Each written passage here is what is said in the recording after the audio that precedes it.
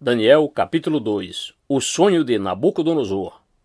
No segundo ano do seu reinado, Nabucodonosor teve sonhos. Sua mente ficou tão perturbada que ele não conseguia dormir. Por isso o rei convocou os magos, os encantadores, os feiticeiros e os astrólogos, para que lhe dissessem o que ele havia sonhado. Quando eles vieram e se apresentaram ao rei, este lhes disse: "Tive um sonho que me perturba e quero saber o que significa." Então os astrólogos responderam em aramaico ao rei: "Ó rei, vive para sempre. Conta o sonho aos teus servos, e nós o interpretaremos." O rei respondeu aos astrólogos: "Esta é a minha decisão. Se vocês não me disserem qual foi o meu sonho e não interpretarem, farei que vocês sejam cortados em pedaços e que as suas casas se tornem montes de entulho.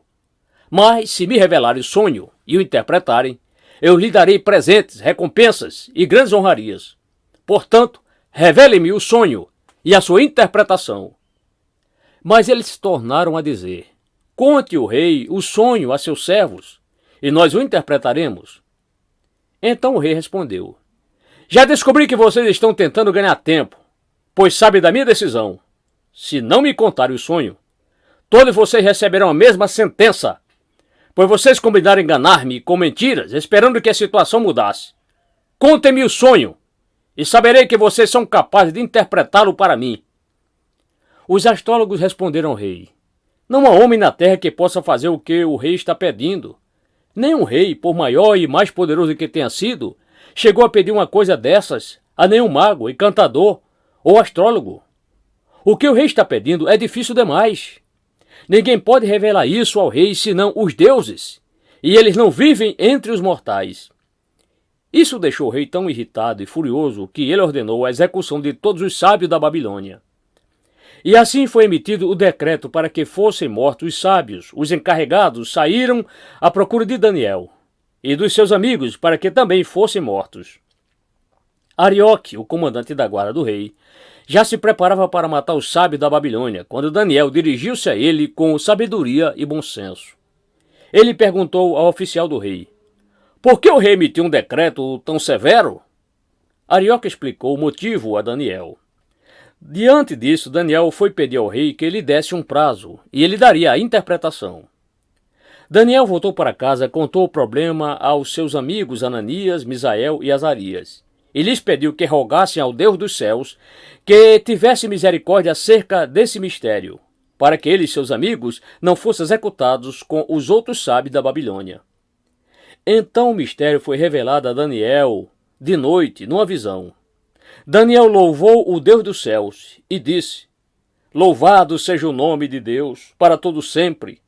A sabedoria e o poder a ele pertencem.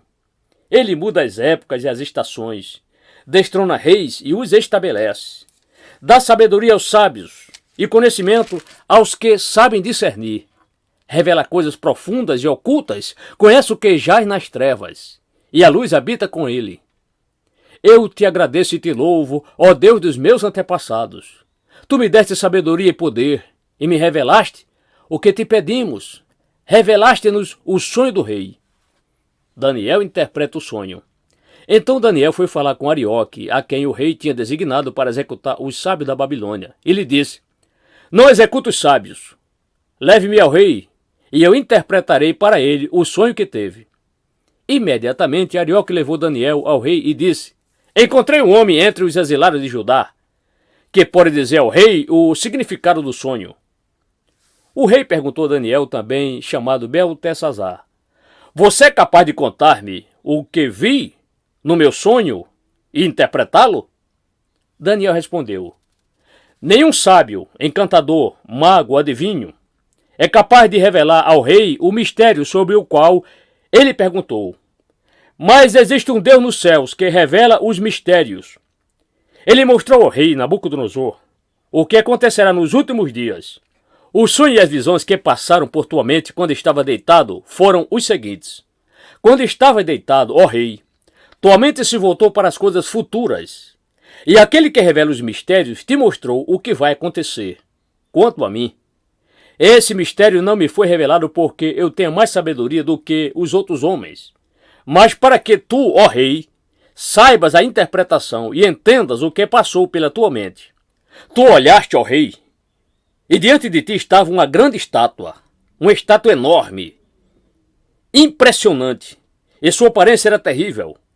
A cabeça da estátua era feita de ouro puro, o peito e o braço eram de prata, o ventre e os quadris eram de bronze, as pernas eram de ferro e os pés eram em parte de ferro e em parte de barro. Enquanto estava observando, uma pedra soltou-se sem auxílio de mãos, atingiu a estátua nos pés de ferro e de barro e os esmigalhou. Então o ferro, o barro, o bronze, a prata e o ouro foram despedaçados, viraram pó, como o pó da debulha do trigo na eira durante o verão. O vento os levou sem deixar vestígio, mas a pedra que atingiu a estátua tornou-se uma montanha e encheu a terra toda.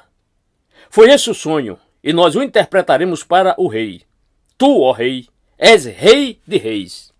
O Deus dos céus concedeu-te domínio, poder, força e glória. Nas tuas mãos, ele colocou a humanidade, os animais selvagens e as aves do céu. Aonde quer que vivam, ele fez de ti o governante deles todos. Tu és a cabeça de ouro. Depois de ti surgirá um outro reino inferior ao teu. Em seguida surgirá um terceiro reino, reino de bronze, que governará toda a terra. Finalmente, haverá um quarto reino, forte como o ferro, pois o ferro quebra e destrói tudo.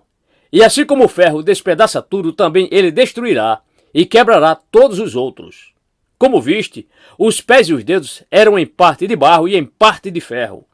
Isso quer dizer que esse será um reino dividido, mas ainda assim terá um pouco da força do ferro, embora tenhas visto ferro misturado com barro.